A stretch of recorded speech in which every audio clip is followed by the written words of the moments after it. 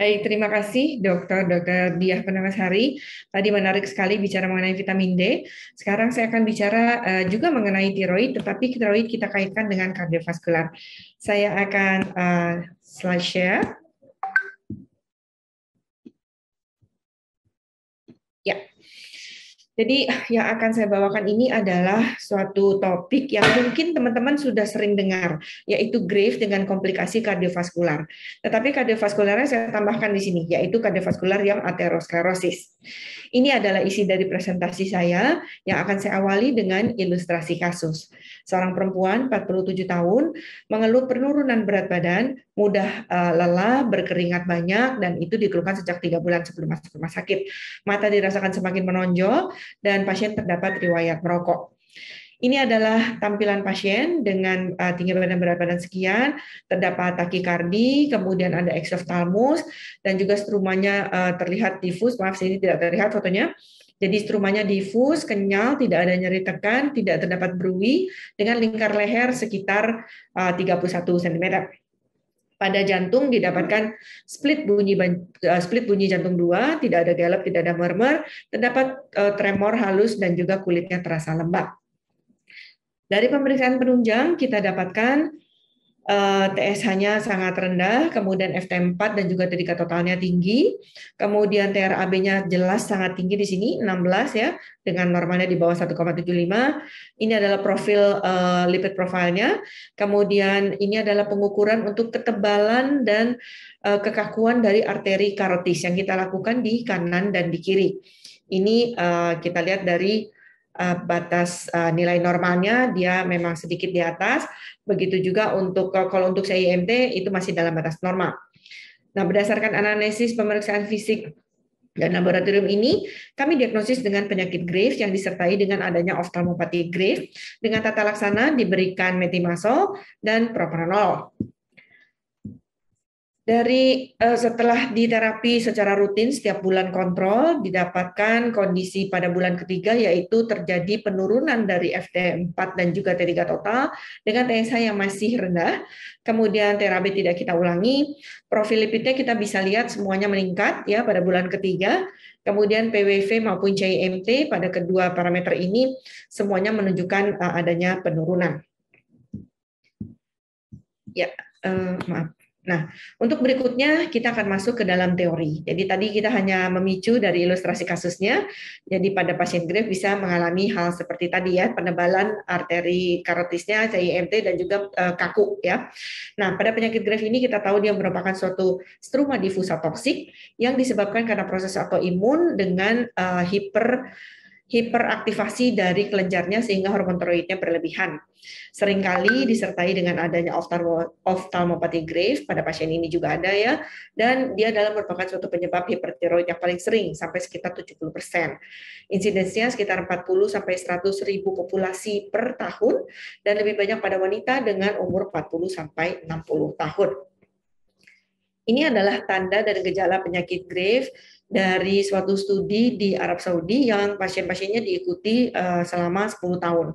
Dilihat di sini gejala tanda yang paling sering itu adalah palpitasi, tremor, kemudian penurunan berat badan. Sedangkan kalau untuk gejalanya yang paling banyak itu adalah eksoftalmus, tremor, dan kemudian takikardi. Bagaimana dengan di Indonesia? Kita memiliki data di RSCM yang paling banyak itu adalah palpitasi ya berdebar, kemudian penurunan berat badan, dan kemudian diikuti dengan cepat lelah. Untuk mendiagnosisnya, setelah kita tadi mendapatkan tanda dan gejalanya, kita lakukan suatu analisis harus didapatkan adanya triad. Ya, triad ini adanya tirotoksikosis, diffusion goiter, dan juga oftalmopati. Disebut sebagai Merseburger triad. Kalau ini ada, kita semakin yakin ini adalah ke arah Graves disease. Pemeriksaannya tentu teman-teman tahu TSH yang rendah dan FT4 atau FT3 yang tinggi. Kemudian dari pemeriksaan radiologi bisa dilakukan untuk melihat anatomi, kita bisa melihat dengan USG tiroid atau melihat fungsi dari sidik tiroidnya. Dan TRAB kita lihat yang di tengah merupakan suatu pemeriksaan untuk memastikan adanya memang ini suatu penyakit Graves atau bukan. Ya, jadi kalau positif nilainya tinggi dia adalah Graves. Nah, ini adalah topik yang inti dari presentasi saya yaitu penyakit Graves dengan kardiovaskular. Saya pikir ini suatu gambar yang sangat menarik untuk menggambarkan bagaimana sebenarnya interaksi antara hormon tiroid dengan kardiovaskular, dengan sistem kardiovaskular. Jadi di sini kelenjar tiroid akan menghasilkan atau mengeluarkan tiroksin dan juga triiodatironin T3 dan T4 yang dia akan, kita lihat ke sebelah kiri dulu, berpengaruh kepada pembuluh darah. Pembuluh darahnya bisa berpengaruh terhadap ototnya, ya, otot polosnya, dan itu mengakibatkan penebalan sehingga terjadi hipertensi. Kemudian juga akan mempengaruhi endotel dan terjadi disfungsi endotel. Hipertensinya sendiri juga akan mempengaruhi disfungsi endotel yang kemudian berujung kepada mudahnya terjadi trombosis di pembuluh darah. Selain itu, terjadinya peningkatan hormon tiroid ini akan mempengaruhi metabolisme lipid dan kemudian juga akan meningkatkan sitokin-sitokin proinflamasi. Nah, terhadap jantung sendiri dia akan mempengaruhi heart rate, ya, makanya tadi pasien kita juga tinggi, ya, 100 lebih, kemudian bisa mengalami heart failure, dan yang terakhir dia akan mengakibatkan aterosklerosis, yaitu coronary artery disease. Dan ini diperburuk dengan adanya trombosis yang tadi disebabkan oleh proses di sebelah kiri. Ini proses secara garis besar, jadi saya rasa sangat menarik untuk memperlihatkan bagaimana interaksi di antara kedua organ tersebut.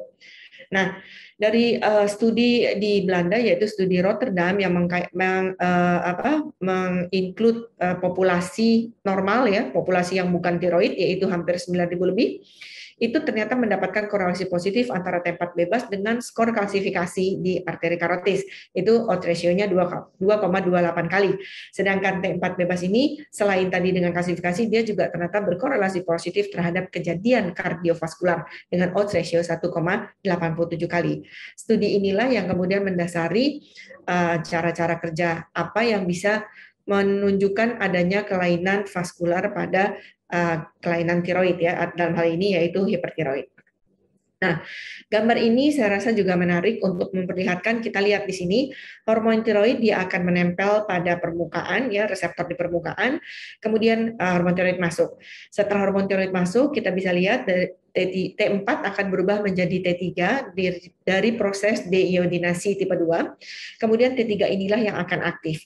Aktif kita lihat di sini, pertama dia akan mengaktifkan ion channel dari NAK ATPase, kemudian juga akan meningkatkan metabolisme oksidatif sehingga terjadi peningkatan dari reaktif oksigen species.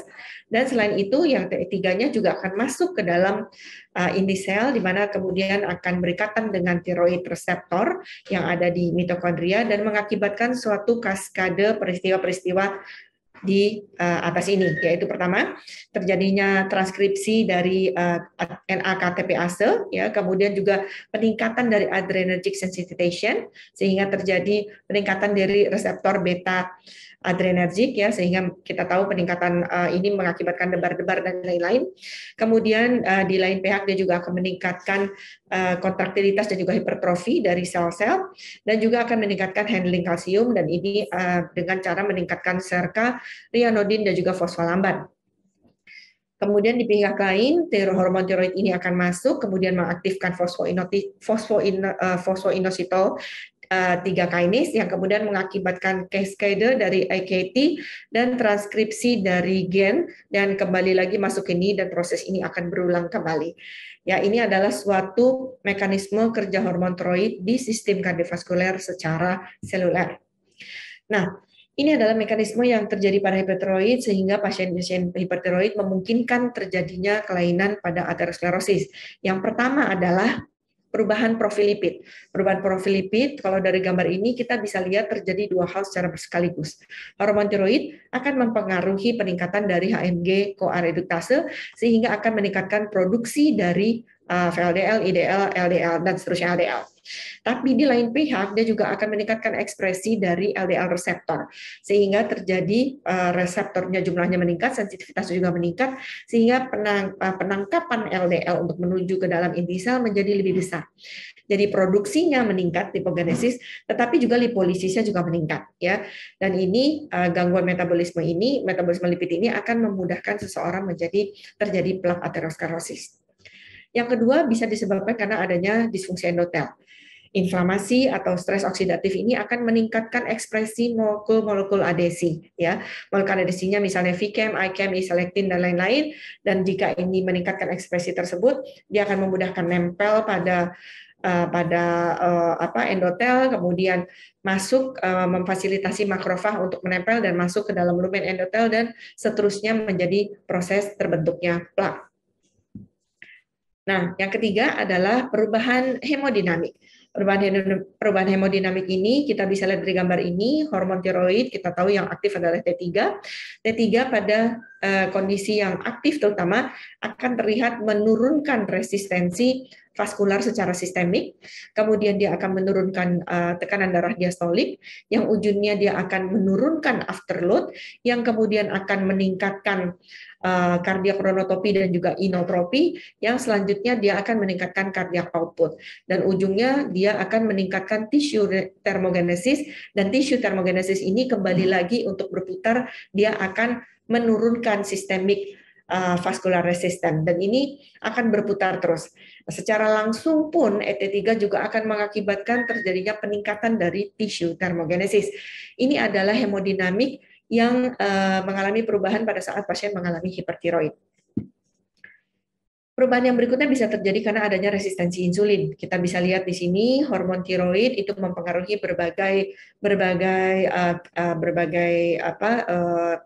di berbagai titik, ya. Jadi yang pertama ini misalnya dia akan meningkatkan terjadinya gluconeogenesis dan glikogenolisis. Ini dengan adanya tirotoksikosis itu tentu terjadi peningkatan, dan itu akan mengakibatkan suatu kondisi yang kita sebut sebagai resistensi insulin di liver. Selain itu, dengan kondisi hipertiroid yang terus-menerus, dia juga akan mengakibatkan sel beta apoptosis, dan ini akan meningkatkan sel fungsi dari sel beta dan produksinya akan meningkat karena banyaknya apoptosis. Kemudian ini akan ujungnya mengakibatkan glycemia. Tirotoksikosis sendiri juga akan meningkatkan terjadinya resistensi insulin di perifer. Gangguan berikutnya yang bisa menyebabkan aterosklerosis adalah gangguan koagulasi. Dari gangguan koagulasi yang bisa terdapat pada pasien-pasien ini adalah gangguan baik dia hiperkoagulasi dan juga penurunan fibrinolitik. Gangguannya ada di faktor 8, 9, fibrinogen, von Willebrand dan juga PAI-1. Dan ini memudahkan pasien-pasien kita mengalami tromboembolik. Berikutnya adalah jalur inflamasi. Ini jalur yang saya rasa sangat penting pada pasien-pasien Graves atau pasien dengan autoimun. Karena kita tahu dasar dari kejadian pasien-pasien autoimun ini adalah salah satu yang cukup kuat, itu adalah jalur inflamasi. Jadi adanya hiperaktivitas dari tiroid atau treatment dari dikasih T3 gitu ya, dia akan mengakibatkan kadar T3 meningkat di dalam darah.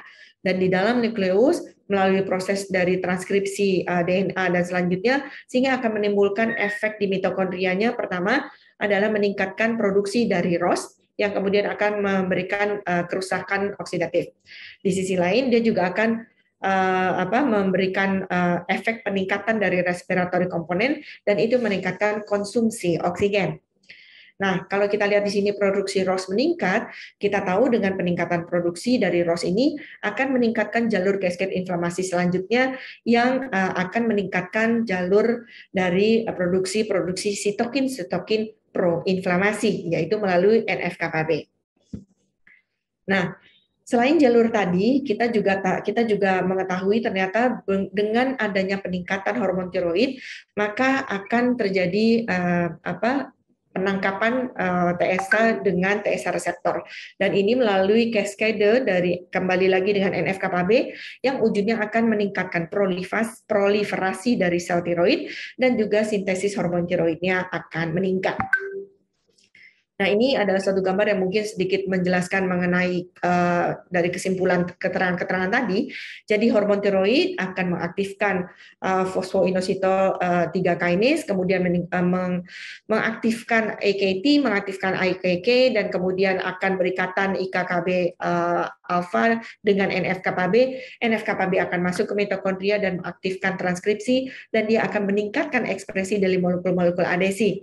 Kalau sudah ekspresinya meningkat, sehingga monosit akan mudah menempel, dengan mudah menempel sehingga kemudian mudah masuk ke dalam tunika intima, dengan proses selanjutnya menjadi makrofag menjadi sel busa, kemudian terbentuklah lipid core, dan kalau dia sudah sampai di di endotelnya, kemudian akan terjadi plak aterosklerosis.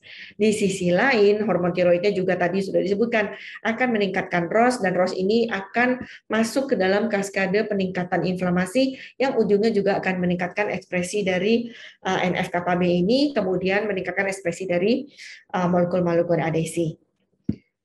Ya, kalau tadi saya sudah menggambarkan mengenai apa yang terjadi pada penyakit Graves dan juga kardiovaskular, sekarang tata laksana saya rasa teman-teman pasti sudah tahu. Saya nggak terlalu banyak membahas mengenai tata laksana, tapi mungkin sedikit mengingatkan bahwa terapinya adalah beta blocker, mengurangi gejala hiperadrenergik, dan menghambat konversi T4 menjadi T3 di perifer.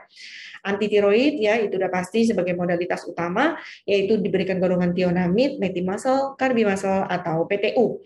Yang berikutnya adalah terapi dengan radioiodine, yaitu dengan yang mungkin beberapa teman-teman menyebut sebagai terapi ablasi, dan yang satu lagi adalah terapi bedah ya, radioaktif tadi sudah disebutkan di simposium sebelum ini ya. Ya. Pemilihan pengobatan ini tadi kita lihat ada beberapa modalitas, dan itu dipilih berdasarkan besarnya goiter, usianya, derajat tirotoxikosisnya, respon pengobatan, dan juga adanya komorbiditas. Nah, karena begitu banyak kaitan antara hormon tiroid dengan kardiovaskular, sehingga dibuatlah suatu rekomendasi dari AHA di 2019. Pertama, kita lihat dari jika ada pasien-pasien terjadi atrial fibrilasi, maka lakukan tiroid testing pada episode pertama, ya, dan diberikan beta blocker untuk mengontrol ventricular rate-nya. Maaf. Kemudian untuk jika pasien mengalami heart failure atau gagal jantung, lakukan tiroid testing pada pertama kali ketemu ya, visit pertama. Yang berikutnya kalau ada dilated cardiomyopathy juga dilakukan fungsi tiroid pada kunjungan pertama. Kalau ada pasien-pasien mau diberikan amiodaron, lakukan tiroid testing sebelumnya. Kemudian dilakukan 3 bulan setelah inisiasi. Setelah itu setiap 3-6 bulan, atau lakukan sebelumnya, setelah itu 1-3 bulan setelah diinisiasi, setelah itu setiap 3-6 bulan ya. Jadi sebelum diberikan, jadi udah diinisiasi, sebelum inisiasi kita udah tes dulu. Kemudian juga pasien mengalami subclinical hyperthyroidism. Kalau ada cardiac risk, jadi atau bahkan sudah ada cardiac disease-nya, apalagi dengan TSH yang persisten di bawah 0,1, segera lakukan tata laksana untuk hipertiroidnya, walaupun dia kesannya hanya subclinical ya. Kemudian jika dia jelas ada cardiac disease, pertimbangkan untuk memberikan terapi jika TSH-nya persisten 0,1 sampai 0,4. Jadi kalau cuma faktor risiko 0,1 silakan obati, tetapi kalau jelas ada cardiac disease walaupun sampai 0,4 kita sebaiknya segera tata laksana. Nah, bagaimana dengan pasien-pasien yang overt hypothyroidism? Kalau dia ada CAD, segera berikan levothyroxine. Ya jelas kalau memang dia overt, dan increase dosisnya perlahan. Kemudian kalau dia subclinical hypothyroidism, ya ini sebenarnya mungkin agak sulit kita mendeteksi, tapi jika Anda menemukan kondisi subclinical hypothyroid, segera lakukan inisiasi ke arah kardiaknya. Kalau memang dia di atas 10, silakan segera tata laksana, terlepas dia ada jantungnya atau tidak, masalah jantung atau tidak maksudnya. Kemudian kalau dia 4,5 sampai 10, tetapi ada ASCVD, ada heart failure, dan ada risk factor-nya, silakan lakukan treatment ya. Nah, kalau dia 4,5 sampai 10 dengan umur di bawah 65, tetapi ada kardiovaskular yang risikonya jelas gitu, silakan di terapi ya. Apalagi kalau pasien-pasiennya di atas 7, itu berikan diberikan terapi ya. Apalagi kalau ada diabetes, kardiovaskular, hipertensi, dislipidemi, dan metabolic syndrome. Maaf. Ya, kemudian untuk komplikasi kardiovaskular ini jadi harus diapakan gitu ya. Ternyata data-data membuktikan kalau penyakit Graves ditangani dengan baik, ternyata komplikasi kardiovaskularnya juga akan bisa membaik. Intinya berarti dia reversible.